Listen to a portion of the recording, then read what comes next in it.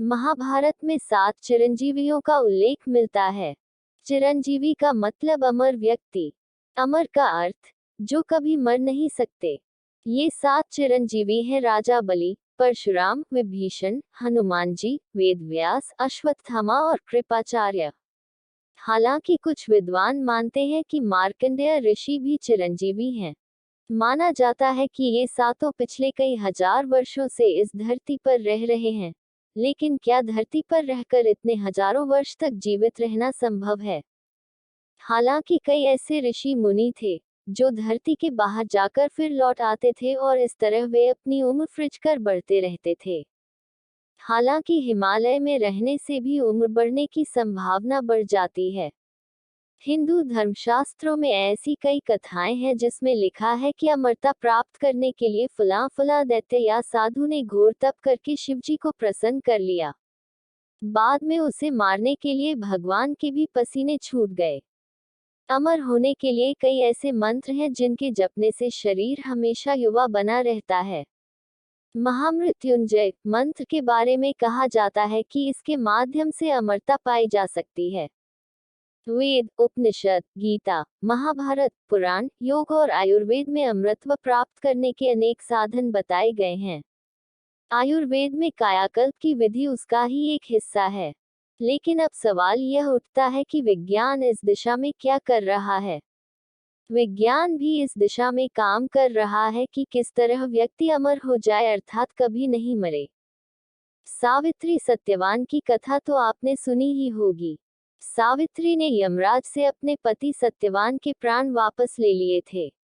सावित्री और यमराज के बीच लंबा संवाद हुआ। इसके बाद भी ये पता नहीं चलता है कि सावित्री ने ऐसा क्या किया कि सत्यवान फिर से जीवित हो उठा। इस जीवित कर देने या हो जाने की प्रक्रिया के बारे में महाभारत भी मौन है। जरूर सावित्री के पास कोई प्रक्रिया रही होगी। जिस दिन ये प्रक्रिया वैज्ञानिक ढंग से ज्ञात हो जाएगी, हम अमरत्व प्राप्त कर लेंगे। आपने अमरबेल का नाम सुना होगा। विज्ञान चाहता है कि मनुष्य भी इसी तरह का बन जाए, कायापलट करता रहा और जिंदा बना रहे। वैज्ञानिकों का एक समूह चरणबद्ध ढंग से इंसान को अमर बनाने में लगा हुआ है। समुद्र में जेलीफिश ट्यूलरिटोप्सिस न्यूट्रिकुला नामक मछली पाई जाती है। ये तकनीकी दृष्टि से कभी नहीं मरती है। हाँ, यदि आप इसकी हत्या कर दें या कोई अन्य जीव जेलीफिश का भक्षण कर ले, फिर तो उसे मरना ही है। इस कारण इसे इमोर्टल जेलीफिश भी कहा जाता है। जेलीफिश बुढ़ापे से बाल्यकाल की ओर लौटने की क्षमता रखती है। अगर वैज्ञानिक जेलीफिश के अमरता के रहस्य को सुलझा ले, तो मानव अमर हो सकता है। क्या कर रहे हैं वैज्ञानिक? वैज्ञानिक अमरता के रहस्यों से पर्दा हटाने की दिशा में तेजी से आगे बढ़ रहे हैं। बढ़ती उम्र के प्रभाव को रोकने के लिए कई तरह की दवाइयों और सर्जरी का विकास किया जा रहा है। अब इसमें योग और आयुर्वेद को भी महत्व दिया जाने लगा है। बढ़ती उम्र के प्रभाव को रोकने के बारे में आयोजित एक व्यापक सर्वे में पाया गया कि उम्र बढ़ाने वाली गोली को बनाना संभव है। रूस के साइबेरिया के जंगलों में एक औषधि पाई जाती है जिसे जिंगसिंग कहते हैं। चीन के लोग इसका ज्यादा इस्तेमाल करके देर तक युवा बने रहते हैं। जर्नल नेचर में प्रकाशित puzzle promise and construction of ageing नामक रिव्यू में कहा गया है कि आने वाले दशकों में इंसान का जीवन काल बढ़ा पाना लगभग संभव हो पाएगा। अखबार दिल्ली टेलीग्राफ के अनुसार एज रिसर्च पर बक इंस्टीट्यूट कैलिफोर्निया के डॉक्टर जूडिथ केम्पेसी ने बताया कि सिंपल ऑर्गेनिज्म के बारे में मौजूदा नतीजों से इसमें कोई शक नहीं कि जीवन काल को बढ़ाया घटाया जा सकता है।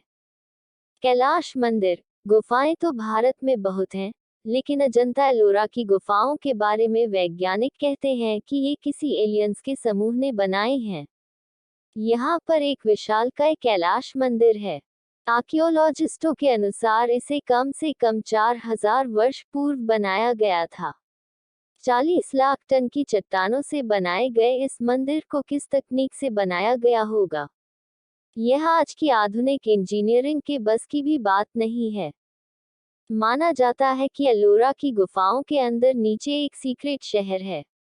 आर्कियोलॉजिकल और जियोलॉजिस्ट की रिसर्च से यह पता चला कि ये कोई सामान्य गुफाएं नहीं हैं। इन गुफाओं को कोई आम इंसान या आज की आधुनिक तकनीक नहीं बना सकती। यहाँ एक ऐसी सुरंग है जो इसे अंडरग्राउंड शहर में ले जाती है। क्या सचमुच ही कर्ण के कवच और कुंड आज भी बनाए जा सकते हैं?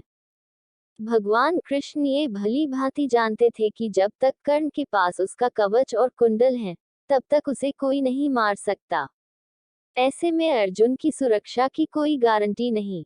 उधर देवराज इंद्र भी चिंतित थे, क्योंकि अर्जुन उनका पुत्र था। भगवान कृष्ण और देवराज इंद्र दोनों जानते थे कि जब तक कर्ण के पास पैदाइशी कवच और कुंडल हैं, वह युद्ध में अजेय रहेगा। तब कृष्ण ने देवराज इंद्र को एक उपाय बताया और फिर देवराज इंद्र एक ब्राह्मण के वेश में पहुंच गए कर्ण के द्वार। देवराज भी सभी के साथ लाइन में खड़े हो गए। कर्ण सभी को कुछ न कुछ दान देते जा रहे थे। बाद में जब देवराज का नंबर आया तो दानी कर्ण ने पूछा, विप्रवर, आज्ञा कीजिए, किस वस्तु की अभिलाषा लेकर आए हैं? तब देवराज इंद्र ने छल से उनके कवच और कुंडल दान में ले लिए थे।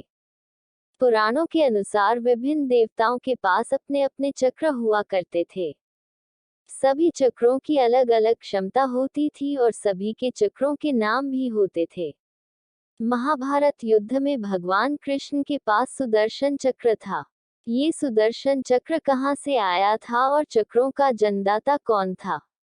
क्या आज भी इस तरह का अस्त्र बनाया जा सकता है, या कि यह एक चमत्कारिक शक्ति से ही संचालित होता था, किसी मशीन द्वारा नहीं? ऐसे कई सवाल हैं जिनका रहस्य अभी भी बरकरार है।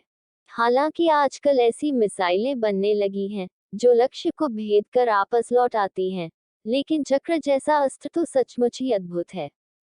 अगर आपको ये स्टोरी अच्छी लगी हो तो इसे जरूर शेयर करें और इसी तरह के अन्य लेख पढ़ने के लिए सब्सक्राइब की बटन दबाएं।